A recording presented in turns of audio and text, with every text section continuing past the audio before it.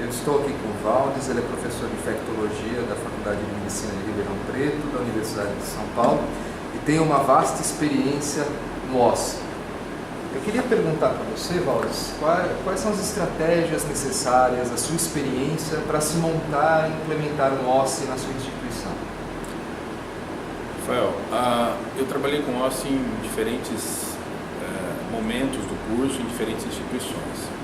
A gente já montou OSCE para disciplinas do terceiro e do quarto ano, quando eu trabalhava em São Paulo, que tem um foco mais em tarefas relacionadas ao que ele está aprendendo na disciplina. Geralmente era clínica médica, então focava muito história, exame físico, procedimentos, que é o que a gente chama de part task, uma estação que é uma parte do atendimento.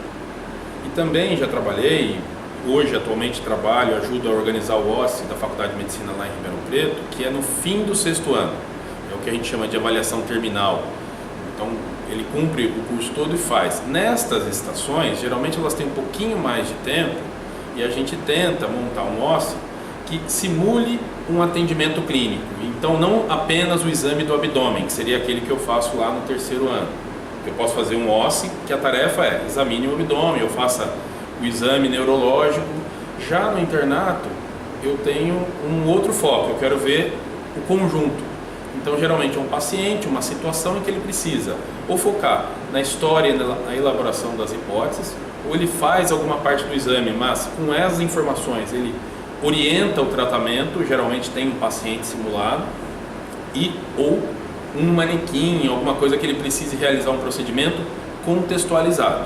Só para te dar um exemplo, a gente fez uma estação uma vez, que era um paciente que estava muito grave na sala de urgência e a tarefa era, faça a intubação, era um manequim.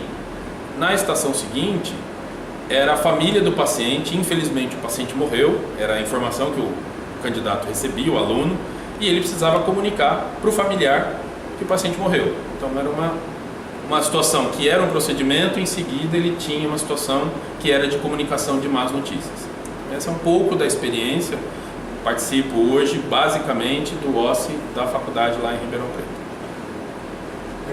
Valdes, a gente sabe que colocar um OSCE, implementar um OSCE na instituição é difícil, né? E o que você acha que é necessário em termos de logística, de pessoal, né? De assim, ajuda de outros colegas? Se a escola, ou se tem um grupo de professores interessados em organizar um OSCE, é fundamental que não seja apenas um ou dois e que não tenham o apoio da instituição, porque fazer um OSCE dá muito trabalho. Apesar de ser muito bacana e ser muito recompensador, é muito trabalhoso. Você pega um período, tem que examinar todos os estudantes em situações simuladas. Isso significa que você precisa criar oportunidades para todos experimentarem a mesma estação, o mesmo desafio, né? Sem muita variação, então todo mundo faz a mesma tarefa. E se tiver, por exemplo, 8 ou 10 estações, isso pode demorar, dependendo da organização, 6 horas, 5 horas, às vezes até 8 horas. Então não é uma tarefa simples. Se alguém disser para você que faz prova de OSCE todo mês, você desconfia. Não tem como fazer um OSCE do jeito que ele é preconizado mensalmente. Ele é uma avaliação que pode ser feita semestralmente, anualmente ou ao fim de ciclos, para você checar ganho de competência, habilidade, na medida que o indivíduo vai crescendo e se desenvolvendo como, por exemplo, estudante de medicina ou de enfermagem, de farmácia, dependendo do curso. Sabemos que você implementou um OSCE grande lá na Faculdade de Medicina de Ribeirão, que é a avaliação terminal, e em outras instituições, né? Eu queria saber qual foi, na sua experiência, a principal dificuldade para começar esse OSCE. Geralmente, o de Ribeirão Preto ele já existia, né? Foi o professor Troncon que, junto com a equipe da comissão de graduação, fez. Ele ficou um tempo sem acontecer e quando eu fui contratado a gente retomou uma experiência que já tinha uma base e a gente começou a torná-la regular. Pelo menos nos últimos 4 anos a gente tem feito todo ano um OSCE que tem 13 estações, que demora em torno de 5 a 6 horas num sábado, que é feito no ambulatório do hospital para a gente ter um espaço físico e condições para fazer. Se alguém está pensando em fazer, os lugares que eu trabalhei, que eu ajudei a organizar, em outras escolas, o que era muito importante é ter um grupo interessado em fazer. Então tem que ter alguém que está interessado. Interessado por quê? Porque reconhece, junto com a direção do curso, que se eu formo indivíduos para a prática profissional, eu não posso ter exclusivamente avaliação de conhecimento. Porque se eu estou formando um profissional da saúde, é intuitivo, é óbvio, que esse indivíduo não vai conseguir praticar apenas se ele ler livros. Ele precisa fazer algumas coisas. Inclui comunicação, inclui habilidade psicomotora, inclui comportamento, postura, vários aspectos que uma avaliação cognitiva de conhecimento ou descritiva, né, questões abertas ou teste de múltipla escolha, jamais vai dar conta de avaliar. São ótimos para avaliar conhecimento, mas tem limitações e aí você precisa de outros recursos. Então, quando a instituição, a escola, entende que é necessário avançar em termos de uma avaliação mais adequada, esse é o primeiro passo, entender a importância.